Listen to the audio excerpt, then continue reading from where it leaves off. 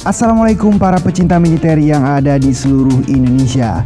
Yang mana guys, dalam forum-forum militer Indonesia sering kali dibahas perlunya TNI Angkatan Laut memiliki kapal induk dengan berbagai justifikasi. Entah berita tersebut datangnya dari mana asalnya, tapi gambar-gambar desain kapal induk yang konon akan bernama KRI Nusantara tersebut berseliweran di lini masa sosial media kita beberapa waktu yang sudah terlewati. Wah, lalu apakah Indonesia benar-benar sudah mempersiapkan diri guys untuk memiliki dan mengoperasikan kapal induk? Ya, simak videonya guys sampai selesai agar tidak penasaran. Dan juga sebelum kita gas ke videonya, kita gas terlebih dahulu intronya.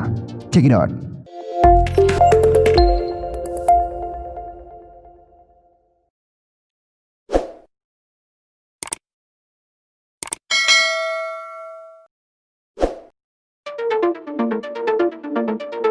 Ya guys, para pecinta militer yang ada di seluruh Indonesia, bayangkan guys, Amerika Serikat saja negara adidaya yang membangun sendiri kapal induk, bukan membeli ya guys. Dia membangun sendiri kapal induk USS Gerald R. Ford mencapai 12,8 miliar dolar. Jumlah yang tidak sedikit guys untuk ukuran Indonesia. Angka yang lebih besar dari anggaran pertahanan Indonesia setahun. Belum lagi pengoperasiannya yang mencapai 7 juta dolar per hari guys. Wah, setara dengan 102 miliar per hari rupiah ya, 102 miliar rupiah per hari guys.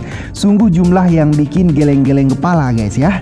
Geleng-geleng kepala kita guys, bisa pusing, bisa aduh guys ya. Ya, yang mana guys, sejauh ini di Asia Tenggara guys, hanya Thailand saja yang memiliki kapal induk ukuran sedang. Itu pun ukuran sedang guys, yaitu HTMS Chakri Narubet, yang bahkan tidak dihuni oleh pesawat tempur dan hanya diisi dengan beberapa helikopter saja guys. Yang mana kapal induk terkecil di dunia ini pun teramat jarang berlayar ke lautan lepas, dan bahkan oleh Angkatan Laut Thailand dijuluki Offshore Helicopter Carrier, yang mana Angkatan Laut Thailand membeli bekas kapal AV-8S Matadors tersebut dari Spanyol, yang mana pemerintah Thailand memesan kapal ini pada tahun 1992 yang diluncurkan pada tahun 1996 dan mulai bertugas bersama Angkatan Laut Thailand pada tahun 1997. Ya guys, para pecinta militer yang mana guys, HTMS Chakri Narubet dirancang untuk mengoperasikan helikopter dan pesawat jet dengan kemampuan lepas landas dan mendarat vertikal atau landasan pendek atau V garing stall, semacam Sea Harrier atau V22 Osprey guys ya. Wah. Namun fasilitas itu pun tak dimanfaatkan karena cekaknya anggaran guys.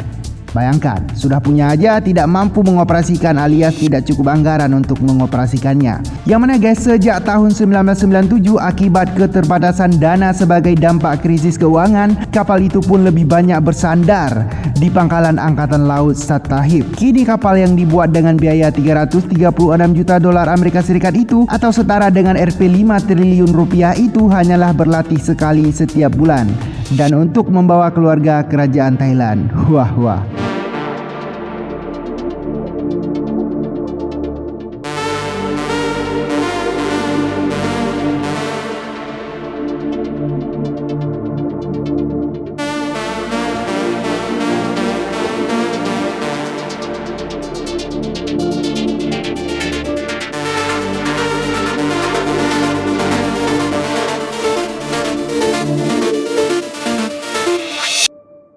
Nah, memang untuk mempunyai kapal induk pesawat tempur perlu usaha teramat ekstra. Selain harganya yang cukup mahal, pengoperasiannya juga amat mahal dan bukan hal mudah dalam banyak hak teknis. Negara sebesar dan sekaya China pun cukup berhati-hati guys saat memulai program kapal induknya. Kapal induk pertama negara tersebut yang bernama Lianoning ya, yang merupakan bekas kapal induk buatan Uni Soviet kelas Kuznetsov yang mulai dibangun pada tahun 1985 dan dihentikan pada 1991 pasca runtuhnya Soviet. Kapal induk kedua yang dibuat sepenuhnya di China namanya Shandong yang memakai basis desain Liaoning. China saat ini sedang membuat kapal induk ketiga dan keempat dan awalnya merencanakan 2 lagi tambahan. Wah, memang kalau China itu beda. China itu memang negara yang ingin berlayar ke lautan orang lain gitu ya, ingin merebut lautan orang lain. Itu dia, makanya China memerlukan banyak sekali kapal induk ya. Ya guys, karena besarnya biaya dan anggaran guys, pemeliharaan harian yang begitu besar, 2 kapal induk tambahan yang direncanakan akan dibangun, yang kelima dan keenam juga telah dibatalkan pada akhir 2019 yang lalu. Wah, apa maksudnya guys ya? Ya guys, para pecinta militer, yang mana guys, kekuatan angkatan laut China dengan 4 kapal induknya memang masih jauh dari kemampuan kapal induk Amerika Serikat, baik dari sisi kemampuan jelajah hingga teknologi dan kemampuan tempurnya. Masih perlu waktu belasan tahun bagi insinyur-insinyur China agar mampu membangun kapal induk secanggih kapal induk yang dimiliki Amerika Serikat saat ini. Wah.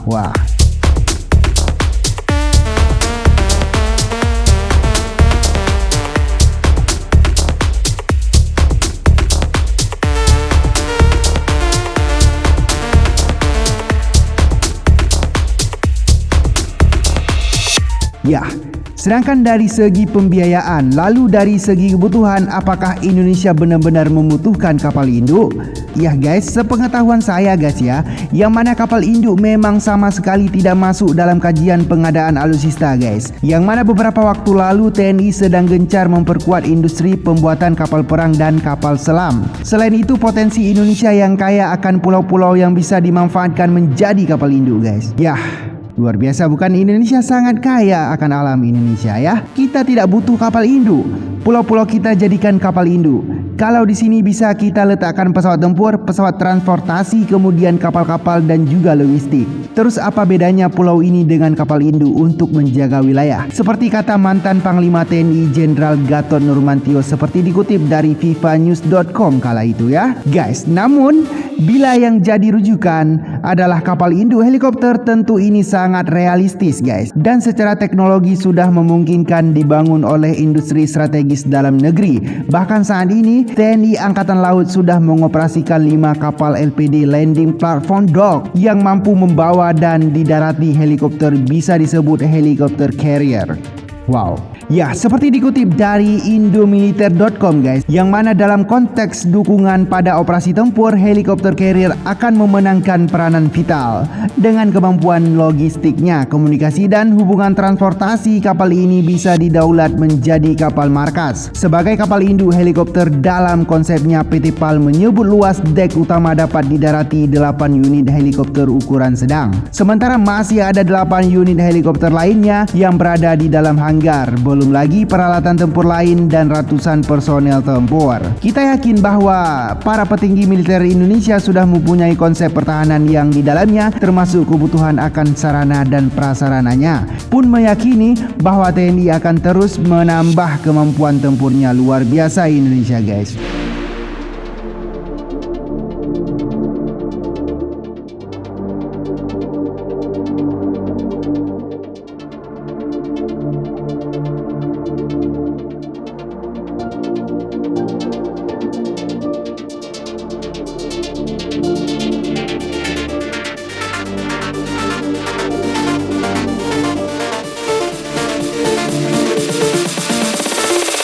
Nah guys, bagi para pecinta militer, bagaimana tanggapan kalian tentang ini? Silahkan gas kolom komentarnya dan catat di situ ya. Dan juga guys, jangan lupa untuk di like videonya agar membuat saya lebih semangat lagi dalam memberikan informasi-informasi menarik lainnya seputaran militer yang ada di seluruh dunia. Dan juga guys, bagi para pecinta militer yang belum subscribe channel YouTube Militer, silahkan subscribe. Dan bila kalian tidak ingin subscribe, ya apa boleh buat, yang penting terima kasih banyak sudah menonton video ini sampai akhir. Assalamualaikum.